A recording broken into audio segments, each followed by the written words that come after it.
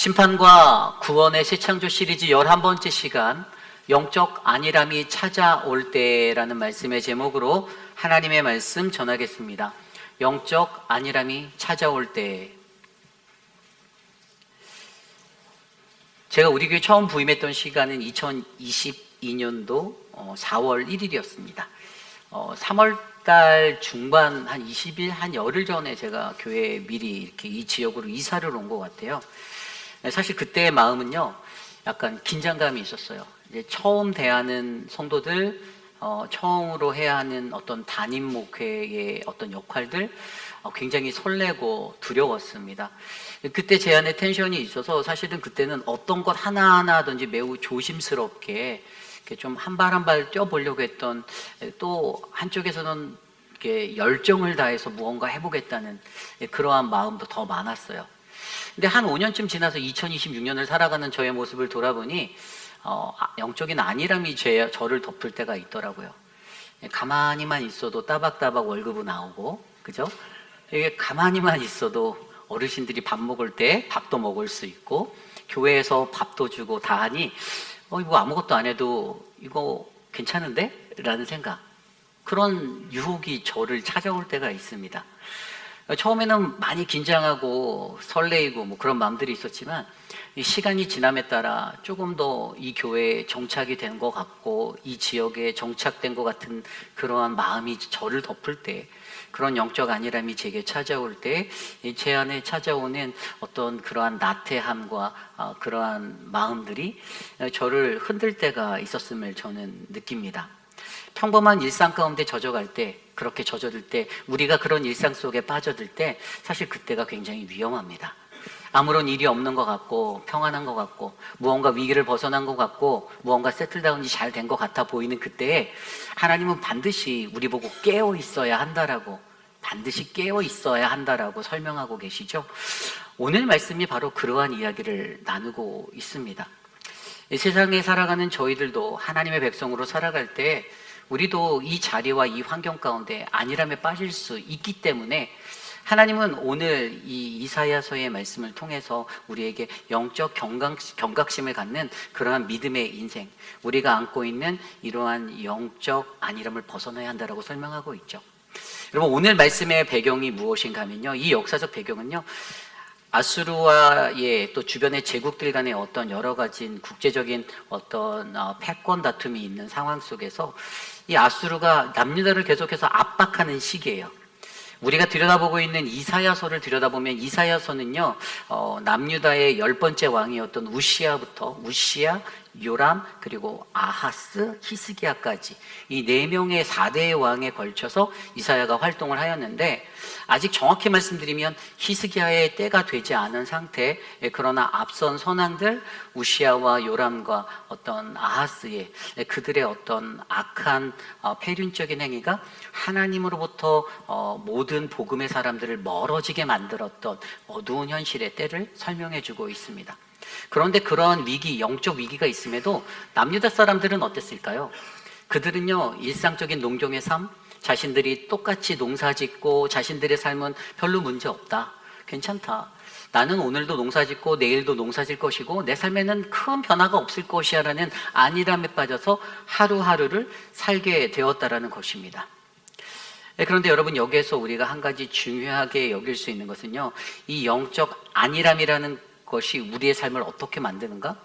제가 이것을 심리학적인 용어들로 찾아보니까 무슨 용어가 있냐면, 우리가 잘 알고 있는 cognitive dissonance 같은 어떤 인지 부조화, 그러니까 인지를 하는 것 같으면서도 이게 느껴지지 않는 거예요. 그리고 또 다른 것은 거짓 평화라는 것이 있는데, 이거는 false sense of security라고 해서 이 거짓된 것을 평화라고 믿는 것. 예를 들면 지금 우리가 사는 세상도 전쟁이 난무하잖아요.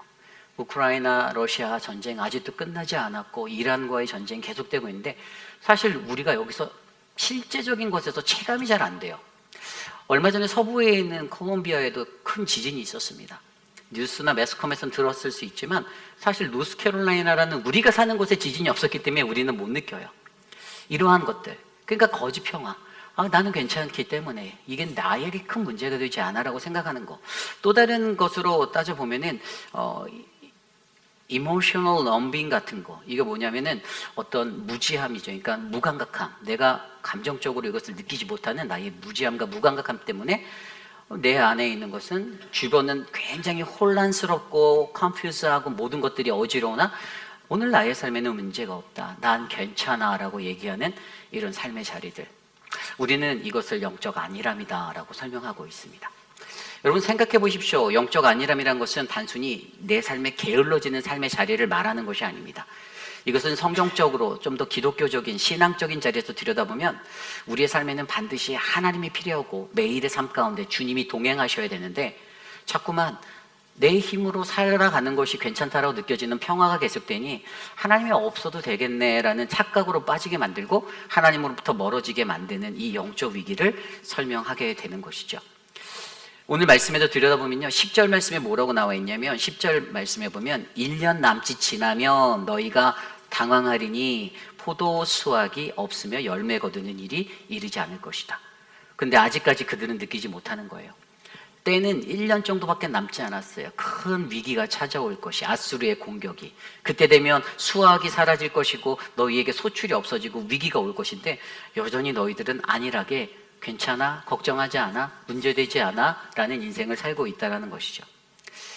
오늘 이러한 하나님의 말씀으로 남유다의 이야기를 통해서 저와 여러분들에게 주님이 말씀하길 원하십니다.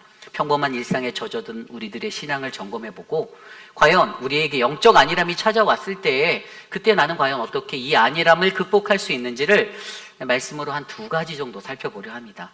오늘 이 시간 저와 여러분들에게 주시는 귀한 말씀 안에서 우리 안에 주시는 하나님의 은혜를 경험하며, 하나님, 내가 영적 안일함이 나에게 찾아올 때, 나에게 그 위기가 있을 때 하나님, 나는 어떻게 믿음을 다해 성경적으로 이것을 헤쳐나갈 수 있을까요? 라는 그 질문의 답을 찾으시는 저와 여러분이 되시기를 간절히 축복합니다. 영적 안일함이 찾아올 때 오늘 우리에게 주시는 첫 번째 말씀은요, 우리는 공의가 정의가 되는 통치자 대신 예수 그리스도를 바라보아야 한다는 것입니다. 우리는 공의가 정의가 되는 통치자 대신 예수 그리스도를 바라보셔야만 합니다. 자, 오늘 말씀 1절을 볼게요. 오늘 말씀 1절에는 이렇게 나와 있습니다. 보라, 장차 한 왕이 공의로 통치할 것이요 방백들이 정의로 다스릴 것이며.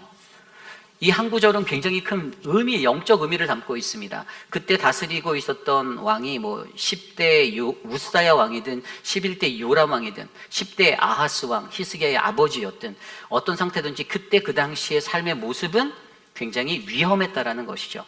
근데 많은 성경의 신학자들은 이때 보라, 장차 한 왕이 공의로 통치할 것이다라고 말하는 이 왕을 일반적으로 히스기야라고 이 주석가들은 해석하고 있어요. 그렇다면 히스기야의 삶 전에 히스기야의 아버지 됐던 아하스의 삶에 그 당시에 어떠한 삶의 형태가 그들을 안일하게 만들었을까? 여러분, 그 아버지 아하스는 여호와의 성전과 모든 기구들을 회파하였던 사람, 성전 예배를 폐하고 약화시키고 이방 제단을 세우고 산당을 세우고 우상을 숭배케 하였고, 심지어는 몰렉의 제사로 사용되었던 불 가운데로 지나가는 인신제사까지 사람들에게 퍼뜨렸던 그러한 왕이었습니다. 게다가 더 나아가 정치적으로는 아수르라는 나라를 의지하여서 하나님을 의지해야 한다는 하나님 나라의 백성의 그 국가의 정통성을 깨트리고 이국의 패권들, 힘 있는 자들에게 의존해서 살아갈 수 있는 그 나라의 길들을 열었던 사람이 바로 그의 아버지 아하스 왕이었습니다. 그런데 그러한 삶의 여건에서 그들은 어떠한 위기가 있었냐? 결국에 그들이 가졌던 이러한 모습들 때문에 주변의 나라 에돔이나 블레셋의 어떤 큰 공격들을 수차례 받게 되었던 위기가 있었죠. 그런데 그의 아들 히스기야가 어떻게 됩니까? 히스기야가 왕이 되자마자 가장 먼저 했던 것이 무엇일까요? 종교개혁이었습니다. 히스기야는요, 남유다의 13번째 왕으로서 그래도 하나님이 보시기에 정말 정직하게 그 사명을 감당했던 왕으로 평가받는 왕 중에 한 명이죠. 그런데 그 사람이 무엇을 했냐? 첫 번째로 성전을 다시 열었어요. 역대하 29장 3절 말씀에 보면 왕위에 오른 첫째 달에 여호와의 성전 문을 열고 수리하였다라고 기록하고 있습니다. 닫혀졌던 예배를 다시 오픈했어요. 회복하기 위해 그렇게 애썼습니다. 그리고 두 번째는 우상을 제거하려 하였습니다. 열왕기하 18장 3절 4절에 보면 여호와 보시기에 정직하게 행하여 산당들을 제거하며 우상을 깨뜨려 아세라 목상을 찍으며 라고 기록하고 있죠. 우상들을 걷어내기 시작하였습니다. 깨뜨려 버렸어요. 여러분, 이들이 가졌던 우상 중에 특별한 특징이 있는데, 이스라엘 백성들이 광야에서 생활할 때 하나님께서 명령하신 놋뱀을 그들이 가지고 그것을 우상으로 섬겼어요. 근데 사실 그것은 하나님의 능력을 나타내고 그들의 구원을 이루기 위해서 하나님께서 명령하셔서 만들었던 것이었는데, 여기에서 문제는 하나님, 그들이 믿는 그 능력을 행하신 하나님보다 그들이 갖고 있는 놋뱀이 더 커졌을 때 인간에게 우상이 되었던 그러한 죄가 스며들게 되었다라는 것입니다. 사람들은 이것을 느추단이라고 얘기하면서 느수단이라고 얘기하며 이것을 분양하는 것까지로 이제 우상 숭배로 하였는데, 히스기야가 이것을 과감하게 다 제거하라고 명령하였습니다. 어쨌든 우리의 삶에도 우리의 하나님이 다른 무엇보다 작아질 때, 내가 의지하고 내가 바라보는 무언가가 하나님보다 더 커졌을 때 그것이 우리의 우상이 될 수 있다는 것을 경각심으로 일깨워 주는 것이죠. 그런데 결국에 그는 이런 우상을 제거하라고 명령하였습니다. 더 나가서 보면 그는 유월절도 회복하였습니다. 역대하 30장 말씀에도 들여다보면 이 개개인의 신앙의 어떤 개혁의 회복에 그것을 둔 것이 아니라 더 나아가서 모든 백성이 하나님께 돌아와야 한다라고 그는 선포하며 너희들이 유월절을 지켜야 한다. 우리에게 끊어졌던 유월절의 이 은혜가, 구원의 은혜가 다시 감격으로 돌아와야 된다. 더 나아가서 너희가 여호와께 돌아와라라고 외쳤던 그것을 자신의 나라 남유다에만 한 것이 아니라 북이스라엘까지 사람들을 보내서 선포하며 너희가 여호와께 돌아와라, 너희가 여호와께 돌아와라. 아수르에 의해 멸망 직전에 있었던 그들에게까지도 이것을 회복시키려고 노력하였다라는 것. 그리고 마지막으로 한 가지를 더 들여다보면 이 제사와 말씀 중심의 예배가 회복되도록 마지막에 노력하였는데, 그것은 뭐냐면 성결을 깨끗이 청소하고 수리하고 청소하였잖아요. 다시 찬양대를 세우고 제사장과 레위인들의 본연의 직무를 회복해주고, 그리고 하나님께 드릴 11조를 강조하며 성전의 곳간이 넘치도록 역대하 31장에 보면 곳간이 넘쳤다고 기록되어져 있어요. 11조의 은혜가 다시 회복되면 하나님과의 바른 관계가 세워지도록 그렇게 노력했던 왕이 바로 히스기야, 그의 종교개혁입니다. 그런데 여러분, 이 종교개혁들의 내용들을 하나로 모아보면 뭐가 연결되는지 아십니까? 성전을 다시 열고 우상을 다시 제거하고, 그리고 유월절을 회복하고 11조를 회복하고 제사 중심의, 말씀 중심의 예배가 회복되어지는 그 은혜를 나눴더니 이것이 뭐랑 연결되어져 있냐면 이것이 바로 오늘 말씀에 보라 장차 한왕이 공의로 통치할 것이요라는 공의와 연결된다는 거예요. 자, 공의에 대해서 여기서 한번 깊이 있게 설명드리면 히브리어 체데크라는 단어입니다. 이 공의라는 단어는 의, 올바른이란 뜻이 있습니다. 그런데 여기에 한 가지 더 더해지면 바른 관계라는 뜻이 있어요. 바른 관계. 여러분, 하나님의 공의, 우리가 말하는, 성경이 말하는 공의를 어떻게 이해하는가? 공의는 바로 하나님께서 정하신 기준에 맞게 바로 서 있는 상태를 설명하는 단어입니다. 말 그대로 히스기야는 우리가 하나님 앞에 먼저 바르게 서야 한다를 강조했던 거예요. 관계를 말하는 거예요. 하나님과의.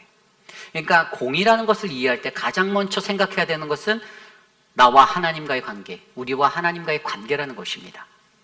히스기야는 그것에 집중하였던 거예요.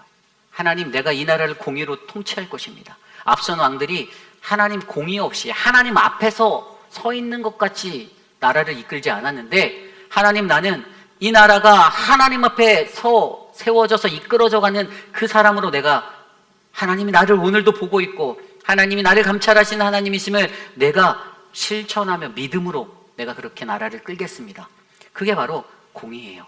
그래서 보라, 장차 한왕이, 히스기야가 장차 한왕이 나타날 건데, 너희의 이 어지러운 세상 가운데 히스기야가 나타날 건데 그는 공의로 통치할 왕이다. 그리고 방백들이 정의로 다스릴 것이다. 근데 문제는 뭐냐면 히스기야가 이 공의를 끝까지 지켜냈으면 되는데 히스기야에게 부족했던 것이 정의였어요. 히스기야가 거기서 약했어요.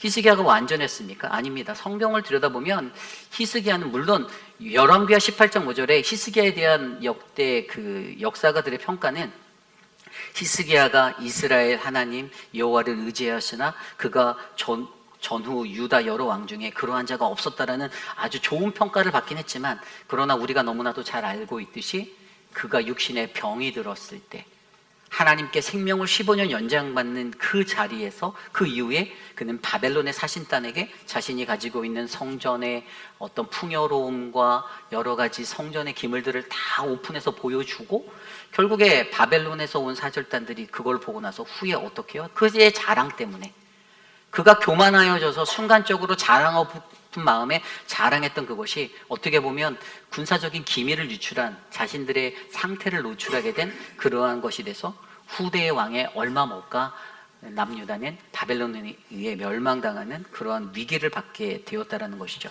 그래서 성경을 들여다보면 역대하 32장 25절에 히스기야가 마음이 교만하여 그 받은 은혜를 보답하지 아니하였다라고 기록하고 있습니다. 하나님께 받은 은혜가 있었는데 근데 그의 마음의 자랑과 교만함 때문에 결국에 그는 앞서 가졌던 공의, 하나님 앞에서라는 좋은 마음으로 시작했던 어떤 건강한 어떤 나라의 통치가 끝까지 유지되지 못하고 마지막에는 그러한 위기를 받게 되는 나라로 몰아넣었던 그 마음. 결국에 여기서 중요한 것은 정의란 무엇인가? 여러분, 정의는요 히브리어로 미시파트라는 단어입니다. 이것은 판결, 재판, 공정한 판단, 정의로운 질서를 설명하는 거예요. 근데 이것을 정확히 성경적 의미로 헤쳐보면 이건 뭐냐면요, 공의를 바르게 실천할 수 있는 마음이 정의예요. 정의감에 불탄다. 이것은 우리가 가지고 있는 하나님 앞에서의 가장 먼저 하나님과의 관계를 바로 세우겠다라는 그것을 내가 실천함으로 끌고 갈 수 있는가, 그 문제. 아니 히스기야가 실천했잖아요, 종교개혁했잖아요 라고 말할 수 있지만 더 중요한 것은 이것을 끝까지 자신의 삶에 유지해낼 수 있는 그 능력.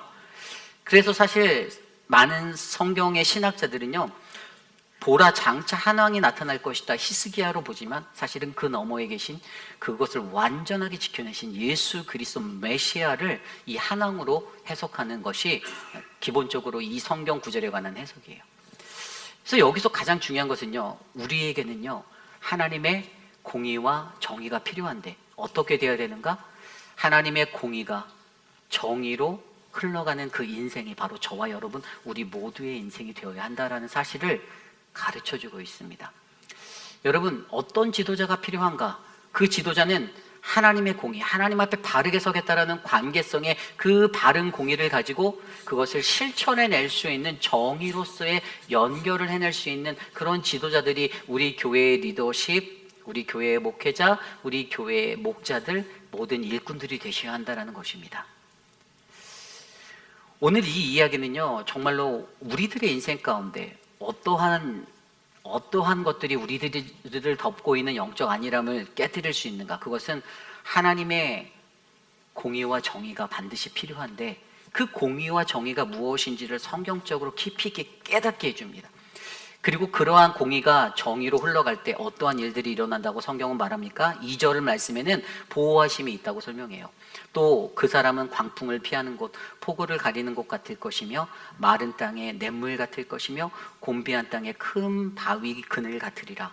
그리고 3절에는 뭐라고 하는 줄 아세요? 말씀을 깨닫는 분별의 그런 것에 눈이 열린다라고 설명합니다.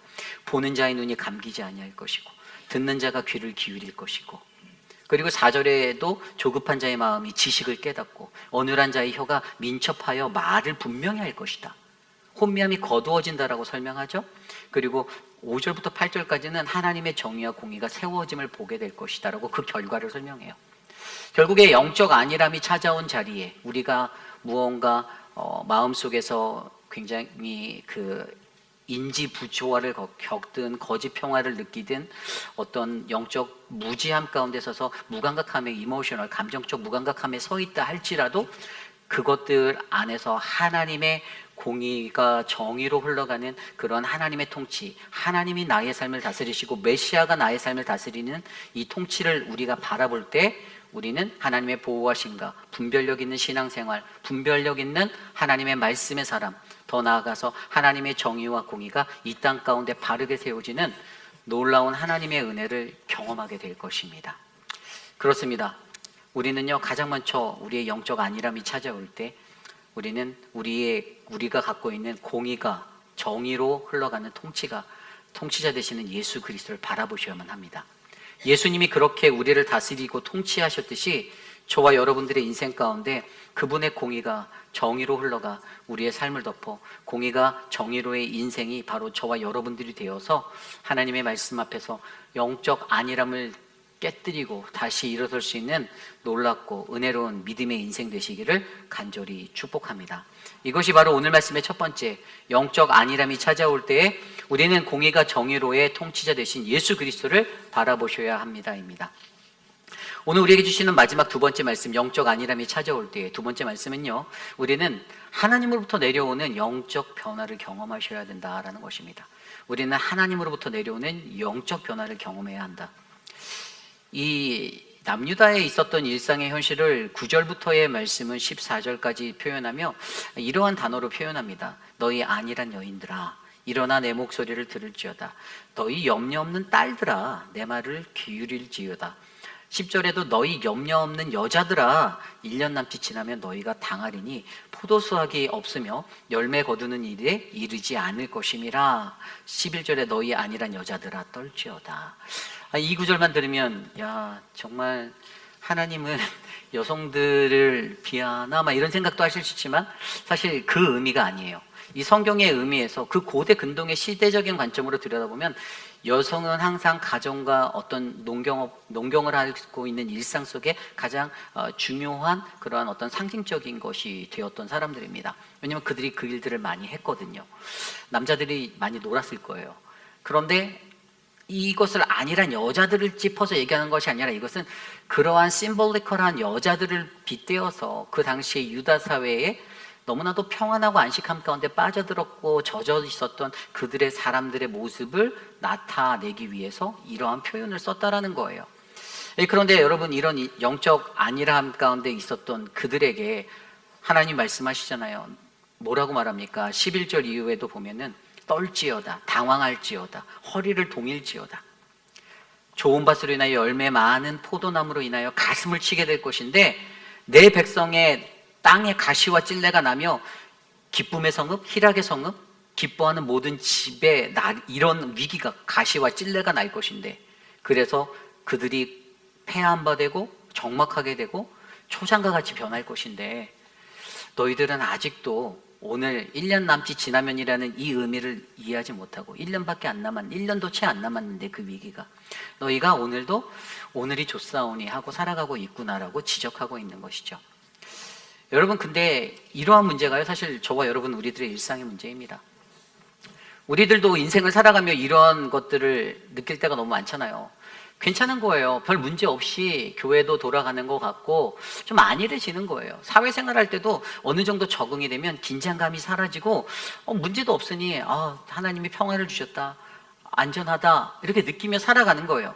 그런데 하나님이 우리에게 늘 영적으로 깨어있으라고 말하는 거예요. 깨어있어라. 위기가 눈앞에서 또 다가오는 것이 있는데 너희들이 그것을 바라보지 못하고 지금의 취해 너희가 있는 그 자리에서 뭐라고요? 깨어있어라. 깨어있어야 한다. 그런데 사람들은 계속해서 이러한 것들을 가지고 그냥 사람의 말로 정신 차려, 이사야가 아무리 외쳐도 정신 차려야 해, 깨어야 해 얘기해도 중요한 거는, 문제는 사람들이 이것을 내면으로 받아내지 못한다는 거예요. 받지 않았다라는 거예요. 쟤는 왜 이렇게 시끄러워? 또 깨어있으라고 그러는데 시끄러워. 그들의 내면을 변화시킬 수 없었다라는 거예요. 그렇다면 여기서 우리가 중요한 영적 포인트를 한 가지 생각할 수 있죠. 하나님이 이러한 경고를 우리에게 계속해 주시는데 어떻게 돼야 우리가 진정한 변화를 경험할 수 있을까? 여러분들, 저와 여러분들의 삶에도 똑같잖아요. 우리도 늘 똑같은 문제에 부딪힐 때가 많아요. 모든 사람이 거의 비슷할 겁니다. 신앙생활하며 어떤 이들이 어떠한 문제에 부딪히는지는 여러분들 스스로도 각자가 너무나도 잘 알아요. 우리들은 그것에 매여서 헤어나오지 못할 때가 많습니다. 저 또한 마찬가지예요. 어떠한 것에 휩싸여서 성령이 아니라 제 영으로 움직여 선포할 때도 있을 거예요. 그렇죠? 이건 똑같습니다. 그런데 중요한 것은, 그래서 우리가 그러한 변화를, 진정한 영적 안일함을 깨뜨릴 수 있는 변화를 맞으려면 뭐가 필요한가? 오늘 말씀 15절은 이렇게 설명합니다. 마침내 위에서부터 우리 영을 우리에게 부어주리니. 아멘. 이게 답입니다. 뭐가 필요하다고요? 위에서부터 부어지는 영이 필요하다라는 거예요. 여러분, 위에서부터 부어지는 영, 이것이 뭐냐? 영은 히브리어로 루아후, 바람, 숨, 영입니다. 그런데 이것이 히브리어 민마롬이라는 위로부터예요. 즉 하나님께로부터 내려오는 영이 우리에게 부어져야 한다는 거예요. 우리가 제대로 변화되고 제대로 깨닫고 살아가려면 여러분 하나님의 영이 내게 내려와서, 사람이 만들어내는 변화가 아니라는 거예요. 사람이 만들 수 없다는 겁니다. 그 누구도 사람으로는 이룰 수 없다라고 말합니다. 오직 성령이 오늘 이곳에 내 마음에 닿았을 때, 성령이 임하였을 때, 결국에 내가 변하지 않는 것은 우리가 하나님 성령을 만난 적이 없는 거예요. 성령이 없어요. 그러니 계속 혼미함 가운데 그것이 안일화가 되고 안정적인 영적 안일함이 되어서 그냥 나는 문제가 없는데, 나 내 인생 지금 탄탄대로야 잘 되고 있는데 이러고 살아가는 거예요. 근데 하나님이 경고하잖아요. 좀만 있어봐. 1년도 남지 않았어. 큰 위기가 너에게 올 거야. 여러분, 하나님이 우리에게 주시는 영적 평안은 주님이 주의 성령을 부어주셔서 우리의 영이 깨어나 하나님의 때를 분별하고 하나님의 사역을 분별하고 주님이 가야 할 길들을 알려주실 때 그 길을 한 걸음씩 말씀을 따라 살아가는 것입니다. 오늘 이 시대에도 필요한 것은 내가 영적으로 안일하다, 아무 문제가 없으니 괜찮다가 아니라, 오늘 우리가 깨어 있어야 하는 것은 하나님이 우리에게 말씀하시는 그 말씀, 나의 상황, 환경, 그 모든 것 안에서 오늘 왜 내가 이러한 고난에 부딪혀야 하고 왜 이러한 어두운 자리를 마주해야 하는가. 나는 영적으로 뛰어나지만 저들이 영적으로 뛰어나지 않아서가 아니라, 오늘 내가 더 기도하지 않았고 내가 하나님의 영을 구하지 않았고 그 하나님의 영이 우리에게 있지 않아서 찾아오는 위기의 모습임을 저와 여러분들이 기억하시고 하나님 앞에 더욱더 간구하시기를 부탁드립니다. 여러분, 성경이 그것을 증거하고 있어요. 하늘로부터 영이 내려오는 거. 사도행전 9장에 보면 다메섹 도상에서 예수 그리스도 하나님을 만났던 바울의 이야기가 그겁니다. 그가 다메섹으로 향해 나갈 때 갑자기 하늘로부터 밝은 빛이 찾아왔어요. 그리고 들려왔던 하나님의 음성 가운데, 사울아 사울아 내가 어찌하여 나를 박해하느냐. 그 음성이 들렸는데 처음에 사울의 반응은 무엇이었습니까? Who are you? 당신 누구십니까? 당신 누구신데요? 그랬더니 나는 네가 박해하는 예수라. 그 음성 가운데서 여러분 보세요. 바울이 그 말 듣고 스스로 결단했다고 보십니까? 바울이 스스로 내가 잘못했구나, 내가 바뀌어야지? 아니요. 이 모든 변화를 주도한 것은 위로부터 찾아오신 성령 하나님이셨습니다. 그를 만났기 때문에 그가 변화된 거예요. 그러니까 포인트는 우리가 하나님을 제대로 만나지 못해서, 우리가 하나님의 영을, 위로부터 내려오는 그 영을 우리가 마주하지 못해서 우리가 여전히 아둔하고 우리가 어둡고 우리가 깨닫지 못하였다라는 사실. 그런데 사도 바울은 그 예수를, 하나님을 제대로 만나신 예수님이 찾아오셨을 때, 그분을 만났을 때 그의 비늘이 벗겨지고 그의 눈이 밝아지고 그의 영이 열려서 내가 이렇게 가던 핍박하는, 예수를 믿는 자들을 핍박하러 가던 삶에서 선회하여서 예수를 증거하는 자의 삶으로 변화된 인생으로 그의 인생을 마무리 지었던, 모든 인생을 하나님께 드렸던 그 역사. 그래서 그가 고린도전서 5장 17절에 이렇게 말하잖아요. 누구든지 그리스도 예수 안에 있으면 새로운 피조물이라. 보라, 이전 것은 지났으니 보라, 새 것이 되었도다. 아멘. 언제 새 것이 된다고요? 하늘로부터 임한 그 영, 예수가 우리 안에, 내 안에 있을 때 내가 진짜 새로운 피조물이 될 수 있다라는 그 영적 진리를 깨달은 그의 고백의 외침은 누구든지 그리스도 안에 있으면 새로운 피조물이다, 이거예요. 여러분, 저는요, 저와 여러분 우리들의 삶에도 그 은혜가 충만하기를 간절히 소망합니다. 보십시오. 오늘 말씀에도 마침내 위로부터 영을 우리에게 부어주신다고 하니까 광야가 아름다운 밭이 되고 아름다운 밭을 숲으로 여기게 되는 놀라운 은혜가 일어납니다.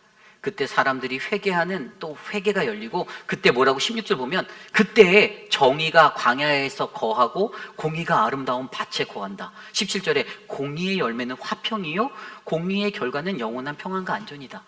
뭐라고요? 그때야 진정한 공의와 정의가 세워질 것인데, 그게 진짜 주님이 주신 참된 화평, 안전, 화목, 은혜라는 거예요. 그 삶이 그때 있을 거다라고 설명합니다. 결국에 여러분, 저와 여러분들이 바라보아야 하는 것, 어떠한 평안이 진짜 평안인가? 그것은 바로 우리 하나님으로부터 내려오는 성령의 변화를 우리가 경험한 그때 마음에 주시는 그 평안으로 우리는 진정한 하나님의 화평을 누릴 수 있는 아름답고 복된 인생 될 줄 믿습니다. 여러분, 이것이 바로 오늘 말씀의 마지막, 영적 안일함이 찾아올 때 우리는 하나님으로부터 내려오는 이 영의 변화를 경험해야 한다입니다. 이제 말씀을 정리하고자 합니다. 여러분, 영적 안일함의 문제, 오늘 말씀을 통해서 들려줬던 이 문제, 사실 우리의 구원에도 마찬가지라는 거예요. 우리가 구원받기 위해서는요, 이 구원에도 이 안일함이 있으면 위험하다라는 사인입니다. 여러분, 세상 살면서 평안하게 살면 그것을 싫어하는 사람이 어디 있었겠어요? 남유다 사람들도요, 하나님을 알았습니다. 그들이 하나님을 부인한 건 아니에요. 다만 그들의 문제는 일상에 젖어들었을 때, 안일함이 찾아왔을 때 하나님 없이도 살 수 있겠네라고 착각하게 만들었다라는 거예요.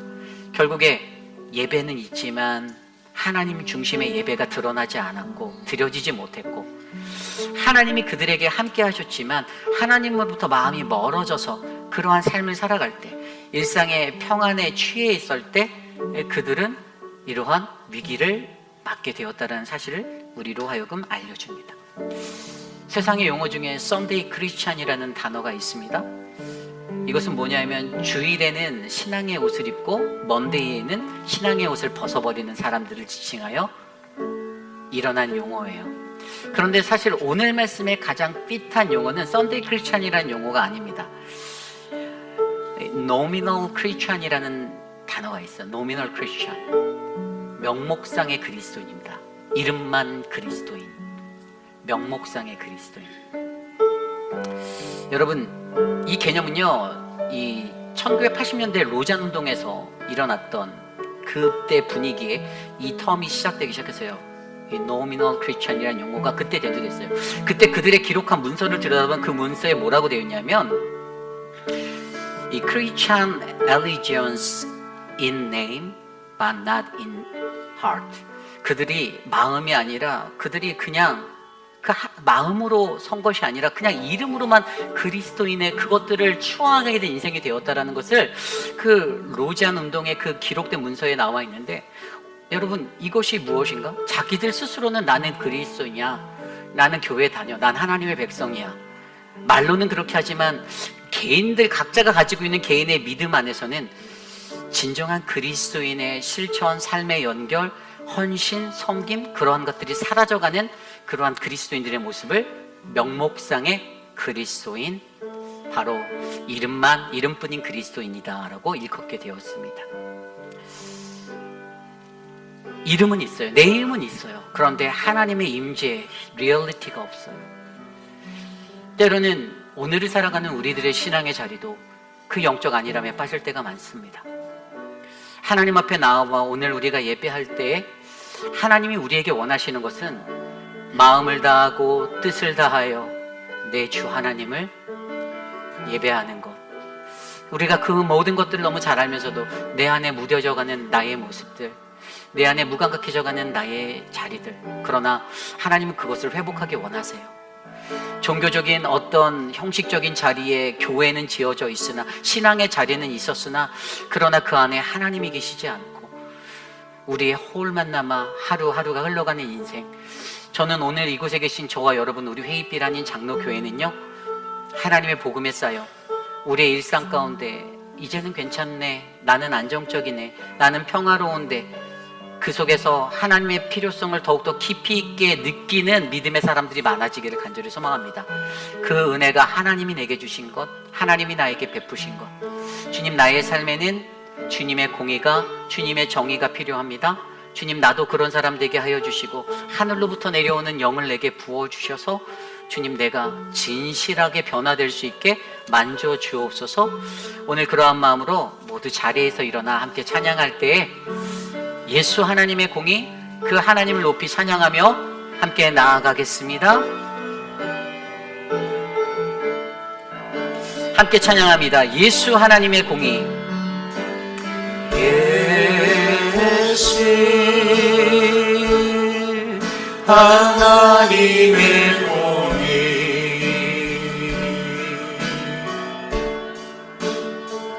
주 독생자 그의 나라 임하시네.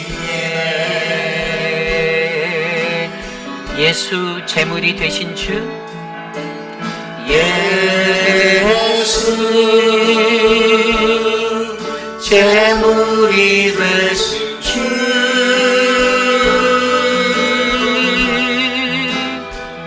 영광 중에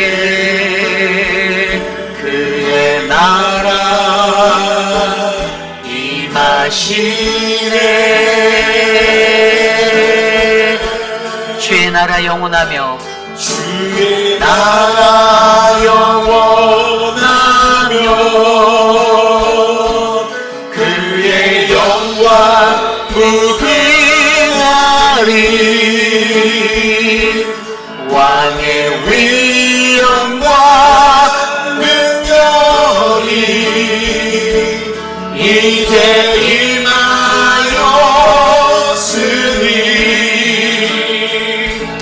주의 주권과 주의 통치와 주의 나라 힘과 권세 임하네. 예수 하나님의 우리 2절 함께 찬양합니다. 예수 하나님의 사랑. 예수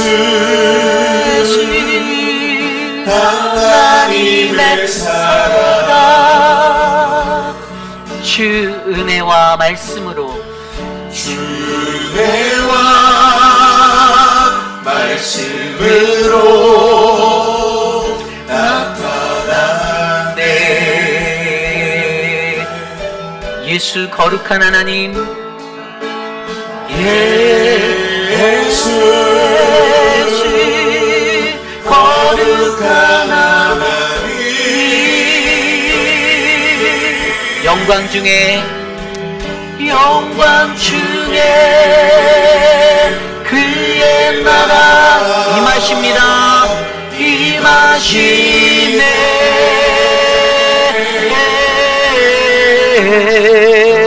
주의 나라 영원하며 그의 영광 무궁하리. 왕의 위엄과 능력이 이제 임하였으니 주님의 주권과 주의 통치와 주의 나라 힘과 권세 임하네. 예수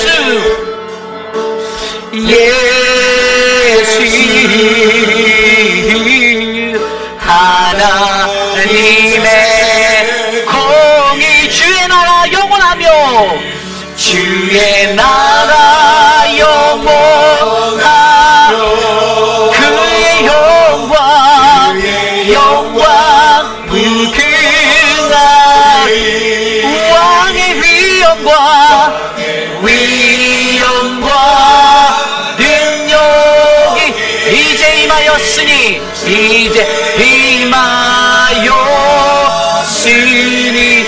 주님의 주권과 주의 통치와 주의 나라 힘과 권세 임하네. 예수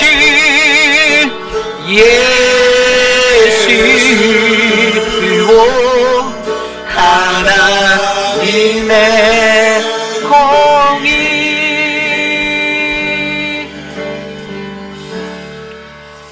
참으로 존귀하신 하나님 아버지 감사합니다. 우리가 일상을 살면서 우리들 스스로가 영적 안일함에 젖었을 때 하나님 그때 우리 스스로가 우리가 바라봐야 할 예수 그리스도 메시아를 바라보며 그분이 갖고 계신 공의가 정의로의 그 통치를 우리가 온전히 깨달아 하나님 앞에 더욱더 겸손히 나아가는 믿음의 백성이 되기를 소망합니다. 하나님의 그 공의와 정의는 하나님 앞에 바른 관계로 바로 세워지는 것, 그리고 그 바른 관계를 세상 가운데 실천하며 살아가는 하나님 앞에서의 신앙임을 잊지 않게 하여 주시고, 성령 하나님의 은혜를 구하며 그 영의 변화를 경험할 수 있도록 하나님 우리를 만져 주시옵소서. 사랑의 하나님, 특별히 우리 이미혜 성도님의 남편 맥클로이를 하나님 9월 8일 수술로 다시 인도하심에 감사합니다. 하나님 그 모든 것들이 잘 될 수 있도록 돌보아 주시고 하나님 은혜를 베풀어 주옵소서. 사랑하는 우리 최윤정 집사님 남편 메가스키를 하나님 지켜주시고, 하나님 집에서 거하는 그 요양의 시간 가운데 옆에서 돌보는 집사님 힘들지 않도록 새 힘을 주시옵소서. 사랑하는 승민자매 유도분만으로 하나님 임신 당뇨를 이겨낼 수 있게 해주시고, 유도분만으로 아이를 출산할 때 하나님의 은혜가 하나님 그 가정의 축복으로 임할 수 있도록 복을 내려 주옵소서. 지금은 우리 구주 예수 그리스도의 무한하신 은혜와 그 크신 하나님의 사랑하심과 성령 하나님의 감화 감동 교통하심의 역사가 영적 안일함 가운데 빠져드는 우리들의 삶을 하나님께서 보호하시고 지켜주시고 하나님 인도하시기를 원하시는 그 은혜의 말씀을 듣고, 주님 성령으로 나를 인도하옵소서, 하나님 나를 주님의 영으로 변화시켜 주옵소서라고 간구하는 사랑하는 모든 휘빛비란인 장로교회 성도님들, 오늘 이곳에 나와 주님께 예배드린 믿음의 권속들 머리머리 위에 지금으로부터 영원토록 함께 하시기를 간절히 축원하옵나이다. 아멘.